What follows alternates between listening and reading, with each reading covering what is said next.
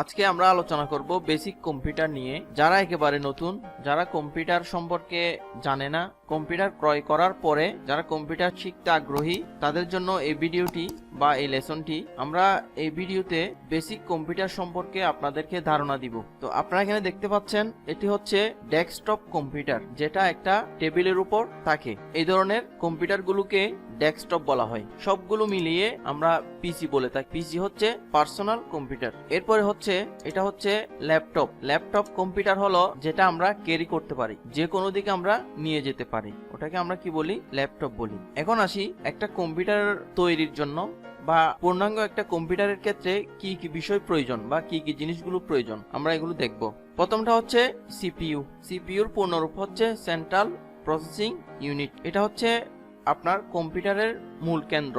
CPU অনেক ধরনের হতে পারে, ঠিক আছে। সিপিইউর কেসিং আমরা এখন যেটা দেখতেছি ওটা হচ্ছে সিপিইউর একটা কেসিং, ঠিক আছে। আমরা মোবাইলের কি বলি? কেসিং বলি না, এগুলোকে বলে সিপিইউর কেসিং। সিপিইউ বলতে পারেন, এটাকে আমরা সিপিইউ বলবো। যেটা আমরা উপরে দেখতেছি এক একটা এক এক ডিজাইনের, এগুলো হচ্ছে সিপিইউর কেসিং। এই যে এই ধরনের হতে পারে সিপি, এটা এক স্টাইল, এটা এক স্টাইল, এটা আরেক স্টাইল, তাহলে আমরা এগুলোকে বলবো সিপিইউ।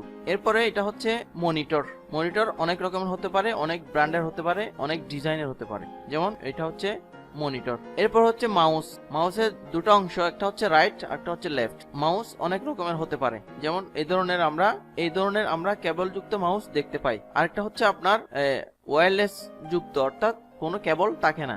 এরপর হচ্ছে কিবোর্ড। কিবোর্ডও অনেক ডিজাইনের, অনেক ব্র্যান্ডের, অনেক রকমের হতে পারে, কিন্তু মূল কিবোর্ডের বিষয়টা একই রকম। যেমন এই যে কিবোর্ড, এটাও কিবোর্ড, এক একটা এক এক ডিজাইনের, এক একটা এক এক ব্র্যান্ডের। তারপর এটা হচ্ছে আপনার স্পিকার, যেটার মাধ্যমে আপনি কোনো কিছু শুনতে পারেন বা কোনো সাউন্ড আপনি আউটপুট হিসেবে নিতে পারেন। এই যে এটা হচ্ছে স্পিকার, এটাও এক ধরনের স্পিকার, অর্থাৎ স্পিকার অনেক রকমের হতে পারে।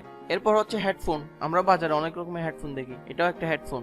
এরপর হচ্ছে এটা ইউপিএস, অর্থাৎ আমরা যখন কম্পিউটারে কাজ করি বা আমাদের কম্পিউটারটা রানিং থাকে, তখন ধরেন আপনি একটা কাজ চলমান রয়েছে, হঠাৎ আপনার কারেন্ট চলে গেছে, এক্ষেত্রে ব্যাকআপের জন্য আমরা ইউপিএসটা ব্যবহার করি। ধরেন ইউপিএস না থাকলে আপনার ফাইলটা যদি আপনি সেভ না করেন, তাহলে সেটা অটোমেটিক ডিলিট হয়ে যাবে। আর ইউপিএস থাকলে কারেন্ট চলে গেলে একটা সংকেত পাবেন যে কারেন্ট নেই, আপনাকে একটা সাউন্ড দিবে ইউপিএসটা, তখন আপনি খুব তাড়াতাড়ি ভাবে ফাইলটা আপনি সেভ করে নিতে পারেন বা আপনার গুরুত্বপূর্ণ কাজগুলোকে আপনি সেটিং করে নিতে পারেন। ইউপিএস অনেক রকমের হতে পারে, অনেক ব্র্যান্ডের হতে পারে, অনেক প্রাইসের হতে পারে।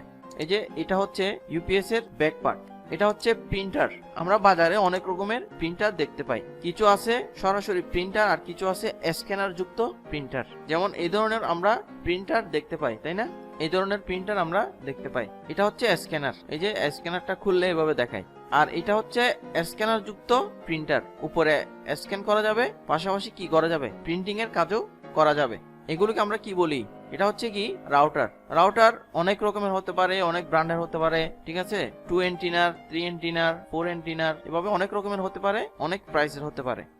এখন আমরা যেটা দেখতে পাচ্ছি সেটা হচ্ছে এটা হচ্ছে সিপিইউর ফ্রন্ট সাইড, অর্থাৎ সামনের দিক। এখানে আপনারা দেখেন ইউএসবি পোর্ট, এখানে দুইটা ইউএসবি পোর্ট আছে। আমরা এগুলোর মাধ্যমে পেন ড্রাইভ কানেক্ট করতে পারবো, অথবা আমরা এগুলোর মাধ্যমে মাউস অথবা কিবোর্ড কানেক্ট করতে পারবো কেবলের সাহায্যে, ইউএসবি কেবলের সাহায্যে। ডান পাশে দেখেন অডিও জ্যাক, এখানে একটা হচ্ছে আপনার পিঙ্ক কালারের, এটার মাধ্যমে আপনি কোনো কিছু রেকর্ড করতে পারবেন, স্পিকারের মাধ্যমে কোনো কিছু রেকর্ড করতে পারবেন। পাশেরটা হচ্ছে যেটা একটু গ্রিন কালার, ওটার মাধ্যমে আপনি আউটপুট নিতে পারবেন, অর্থাৎ হেডফোনের মাধ্যমে কোনো সাউন্ড নিতে পারবেন, কোনো সাউন্ড শুনতে পারবেন, অথবা আপনি স্পিকারের মাধ্যমে সাউন্ডটা আপনি আউটপুট হিসেবে ব্যবহার করতে পারবেন।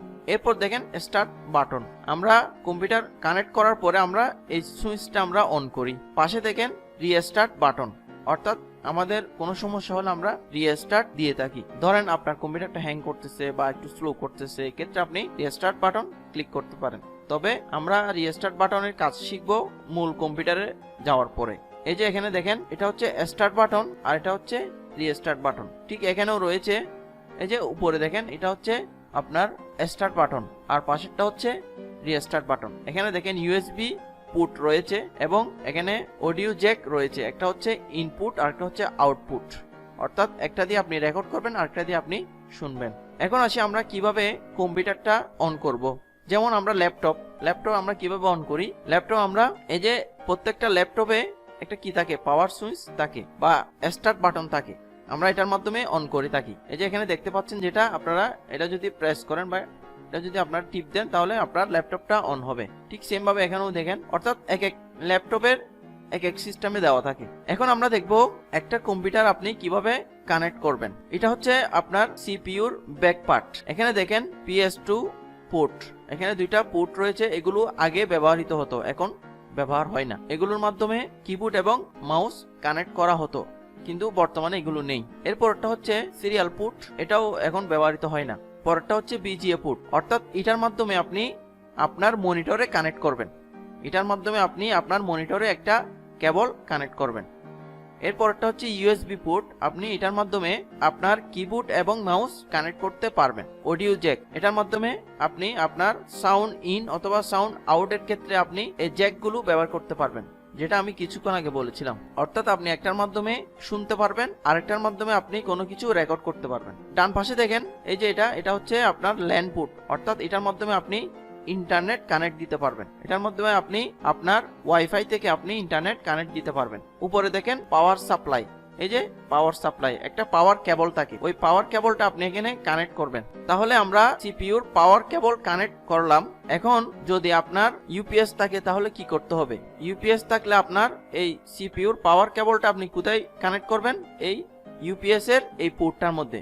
এখান থেকে দুইটা পোর্ট আছে, যে কোনো একটা পোর্টে আপনি কানেক্ট করবেন। একটা গেল। এরপরটা হচ্ছে আপনি মনিটরের যে পাওয়ার কেবলটা থাকবে এটা আপনি এখানে কানেক্ট করবেন। তাহলে কাজ দুইটা শেষ। এখন আপনি এটা কি ইউপিএস এর মেন তারটা কোথায় দিবেন? আপনার রুমে যে পাওয়ার সুইচটা থাকবে ওখানে কানেক্ট করবেন। অবশ্যই এক্ষেত্রে আপনি প্রথমে সুইচটা অফ করে দিবেন, সবকিছু করার পরে তারপর অন করবেন। তাহলে আমরা এখান থেকে একটা যাবে আমার মনিটরে, আরেকটা যাবে আমার সিপিইউতে। একটা যাবে মনিটরে, একটা যাবে সিপিইউতে, এবং এই ইউপিএস এর মেন পাওয়ারটা যাবে কোথায়? আমার মেন সুইচে। তাহলে এখন আমাদের কাজ শেষ। তবে এখানে একটা কাজ যেটা আমি আগেও বলেছিলাম, VGA পোর্ট। এই VGA পোর্টটা আপনার মনিটরের পিছনে একটা VGA পোর্ট থাকবে, আরেকটা হচ্ছে আপনার সিপিইউর পিছনে VGA পোর্ট থাকবে। আপনি দেখে উভয়টা কি করবেন? কানেক্ট করবেন। এখন ফাইনালি আমাদের কাজ শেষ। এখন জাস্ট আপনি এখানে স্টার্ট বাটনে ক্লিক করবেন। আর যদি আপনার ইউপিএস না থাকে তখন কি করবেন? ইউপিএস না থাকলে তখন আপনি এই পাওয়ার সাপ্লাইটা সরাসরি কোথায় দেবেন? আপনার মেইন সুইচে দিবেন। এক্ষেত্রে আপনাকে দুইটা কি রাখতে হবে? ফ্ল্যাগ রাখতে হবে। দুইটা ফ্ল্যাগ রাখতে হবে, একটা সিপিইউর যাবে, আরেকটা যাবে আপনার মনিটরের পাওয়ার সাপ্লাই। যেহেতু আপনার ইউপিএস নেই, বিষয়টা বুঝছেন? তাহলে এভাবে আপনারা কানেক্ট করবেন। আপনারা সবকিছু কানেক্ট দেওয়ার পর কিভাবে অন করবেন? যদি আপনাদের ইউপিএস না থাকে তাহলে একভাবে অন করতে হবে, আর যদি ইউপিএস থাকে তাহলে অন্যভাবে অন করতে হবে। যদি আপনাদের ইউপিএস না থাকে তাহলে আপনারা কিভাবে অন করবেন? তাহলে আপনারা এখানে জাস্ট সিপিইউর যেটা স্টার্ট বাটন রয়েছে, জাস্ট এখানে ক্লিক করে আপনারা অন করতে পারেন। আর যদি আপনাদের ইউপিএস থাকে তাহলে আপনাদেরকে প্রথমে ইউপিএস অন করতে হবে। এক্ষেত্রে আপনারা ইউপিএস এর যে পাওয়ার বাটন রয়েছে, ইউপিএস এর যে সুইচ রয়েছে, আপনি জাস্ট এটা অন করবেন। এটা অন করার পরে আপনি সিপিইউর স্টার্ট বাটন অন করবেন। এরপর আপনার কম্পিউটার অন হয়ে যাবে। এরপর আমরা যেটা দেখব, এটা আমরা আগেও দেখেছি, একটা বিষয় আছে, সেটা হচ্ছে HDMI। এটা হচ্ছে সিপিইউর ব্যাক পার্ট। এখানে দেখেন PS2 পোর্ট, যেটা আমরা আগে বলেছিলাম। তো এখানে USB পোর্ট আছে দুইটা, একটা হচ্ছে আপনার একটার মধ্যে মাউস দিতে পারেন, একটার মধ্যে কিবোর্ড দিতে পারেন, অথবা আপনি পেন ড্রাইভ ইউজ করতে পারেন। USB পোর্টে আপনি পেন ড্রাইভ ইউজ করতে পারবেন। এরপরটা হচ্ছে HDMI। বর্তমানে HDMI এর সাহায্যে আপনি মনিটরে কানেক্ট দিতে পারবেন। বাকিগুলো আপনারা চিনতে পারছেন, আমরা এগুলো আগে বলেছি। এখানে দেখেন USB পোর্ট এখানেও রয়েছে, এখানে দুইটা, এদিকে দুইটা। তারপর এটা হচ্ছে আপনার ইথারনেট বা ইন্টারনেটের লাইন, ইন্টারনেটের পোর্ট। তাহলে আজকের এই ভিডিও থেকে আমরা শিখতে পারলাম যে কম্পিউটারের মৌলিক যে বিষয়গুলো আমাদের জানা প্রয়োজন, এই বিষয়গুলো সম্পর্কে আমরা একটা ধারণা পেয়েছি। একজন নতুন প্রশিক্ষণার্থী যখন সে কম্পিউটারের কাজ শুরু করে, তার জন্য এই বিশেষ পার্টগুলো জানা প্রয়োজন হয়। এই বিশেষ পার্টগুলো তাকে অবশ্যই জানতে হয়।